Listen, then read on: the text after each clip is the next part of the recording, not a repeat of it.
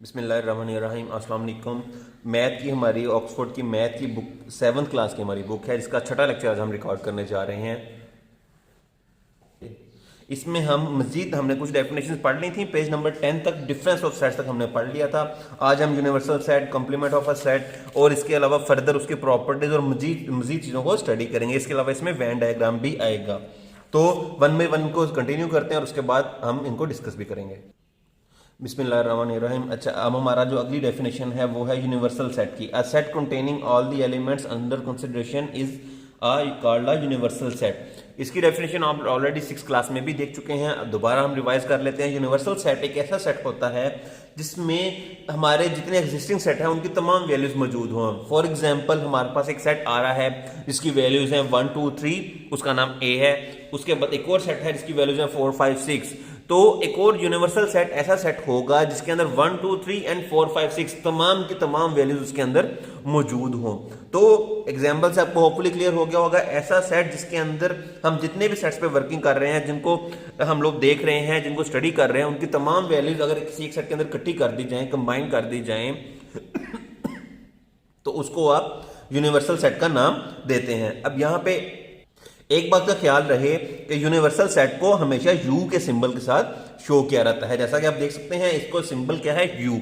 उसके बाद अगली हमारी डेफिनेशन आ रही है complement of a set. If a set A is a subset of a given universal set, then set the elements of set the set of elements not in A is called complement of set. इसको मैं पहले words में explain करता हूं, फिर हम इसकी example भी देख लेंगे। If A is a subset of A means अगर एक सेट है ए, लेट्स सपोज हमारे पास उसकी वैल्यूज हैं 1 2 3 of a given universal set, और एक यूनिवर्सल सेट भी हमें गिवन है जिसकी वैल्यूज 1 2 3 4 5 6 7 8 9 10, यानी ए की तमाम वैल्यूज बी के अंदर यू के अंदर यूनिवर्सल सेट के अंदर मौजूद हैं।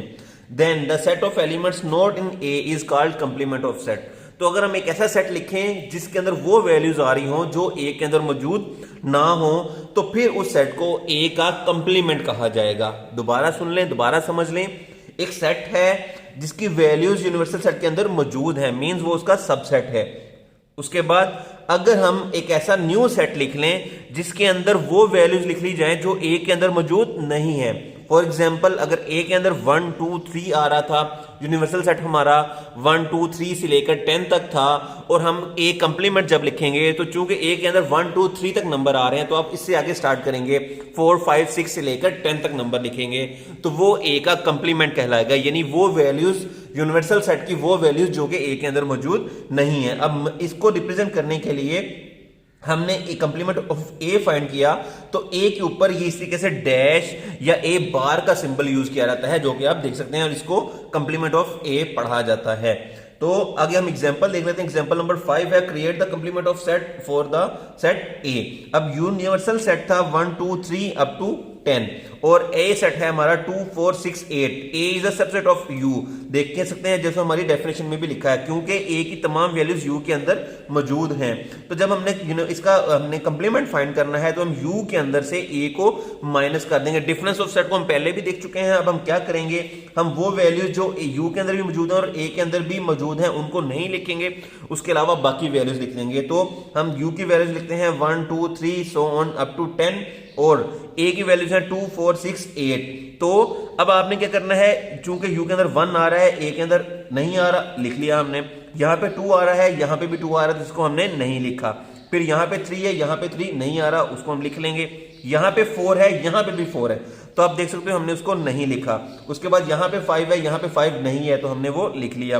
फिर यहां पे 6 आएगा, तो यहां पे भी 6 है, उसको हमने नहीं लिखा, और इसी तरीके से आप इसको 10 तक कंप्लीट कर लेंगे जी। इसके बाद हमारी पेज नंबर 12 पे properties of complement of set आ रही हैं, तो हम उनको भी वन बाय वन देख लेते हैं। The union of set A and its complement A dash या complement of A produces the universal set. अब हमने डेफिनेशन में देखा था कि हम ए कंप्लीमेंट के अंदर वो वैल्यूज लिखते हैं जो कि ए के अंदर मौजूद नहीं है। तो यूनिवर्सल सेट की वो तमाम वैल्यूज जो कि ए के अंदर मौजूद ना हो वो हम ए कंप्लीमेंट में लिख लेते हैं। तो जब हम इन दोनों को कंबाइन कर देंगे, ए की वैल्यूज भी ले लेंगे और वो तमाम वैल्यूज जो यू के अंदर तो मौजूद हैं लेकिन ए के अंदर मौजूद नहीं है उनको भी ले लेंगे। तो उनको कंबाइन करके जब लिखा जाएगा तो वो फिर वो एक यूनिवर्सल सेट ही बन जाएगा, वापस ओरिजिनल सेट आ जाएगा, यूनिवर्सल सेट हो जाएगा। इसके बाद अगले पार्ट में वो कहता है the intersection of set A end of a set A and its complement A is a empty set।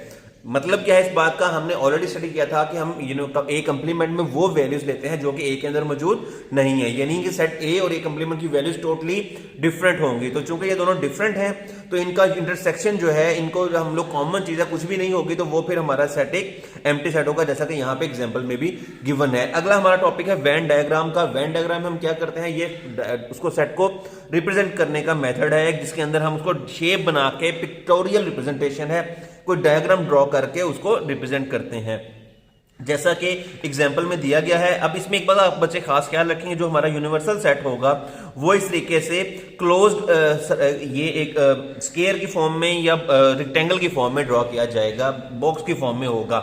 लेकिन जब हम इसको अंदर जो हमारा इसका सबसेट होगा या यूनिवर्सल सेट के अंदर जितने भी सेट्स डिजाइन किए जाएंगे वो सर्कल की फॉर्म में होंगे, कर्व्ड सर्कल ड्रा किए जाएंगे। इस बात का खास ख्याल रखेंगे। फर्दर हम इसको डिस्कस कर लेंगे आपकी एक्सरसाइज के अंदर। अब हम चलते हैं अगले पेज पे 13 पे। जी बच्चे, अगली डेफिनेशन है ओवरलैपिंग सेट्स की। ओवरलैपिंग सेट को मैं आसान लफ्जों में बयान कर देता हूं। ऐसा सेट होता है जिनमें ऐसे दो सेट जिनमें कुछ वैल्यूज कॉमन आ रही हो, ओवरलैपिंग सेट कहलाते हैं। ऑलरेडी डिस्कस कर चुके हैं हम इस डेफिनेशन को, यहां पे हम मजीद इसको क्लैरिटी से देखेंगे। अब जो उसने डेफिनेशन लिखी है, sets that have no null intersection. Non null, null का मतलब जिसमें कुछ भी कॉमन ना हो, नॉन नल्स जिसमें यानी हमारे पास कुछ हिस्सा कॉमन आ रहा है इंटरसेक्शन में। जैसा कि ऊपर एग्जाम्पल में भी आपको नजर आ रहा है, हमारे पास एक सेट है 2 3 4 5 6 वैल्यू इसमें भी आएगी और बी के अंदर 5 6 7 8 9। अब हमारे पास दोनों सेट हैं और उनमें 5 और 6 कॉमन आ रहा था, तो हमने उसको इकट्ठा करके एक ही जगह पे लिख दिया और दोनों सर्कल्स का कुछ पार्ट हमने कॉमन कर दिया। अब ये जो पार्ट है 5 6, ये ए का भी हिस्सा होगा और बी का भी हिस्सा होगा और ये इसका इंटरसेक्शन कहलाएगा। तो अब चूंकि इनमें कुछ वैल्यूज कॉमन आई हैं तो इस तरह के सेट को ओवरलैपिंग सेट्स कहा जाएगा, यानी इसमें कुछ ना कुछ कॉमन मौजूद है। नीचे हमारे पास डिफरेंस ऑफ सेट और कंप्लीमेंट ऑफ सेट आ रहा है जिसको हम ऑलरेडी स्टडी कर चुके हैं।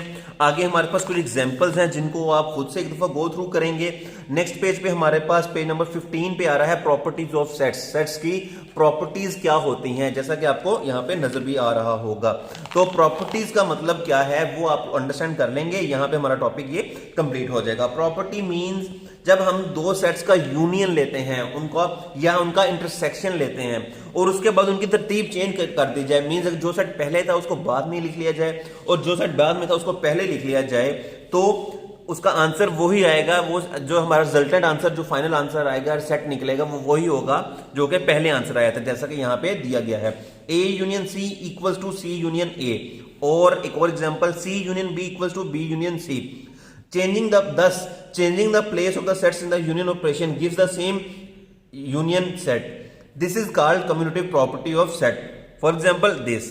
तो हमारे पास क्या डेफिनेशन होगी कि अगर हम इन दोनों की तरतीब चेंज कर दी जाए, यानी जो पहले था वो बाद में लिख लें और जो बाद में था वो पहले लिख लिया जाए और उसको हम तरतीब को चेंज कर दें, तो आंसर दोनों का इक्वल आएगा, सेम आएगा। तो इस प्रॉपर्टी को कम्यूटेटिव प्रॉपर्टी कहा जाता है।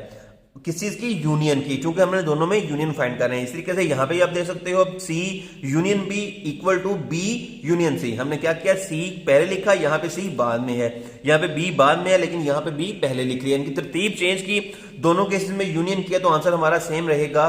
तो ये commutative property of union of sets कहलाएगा। इसी तरीके से हम आगे चलते हैं।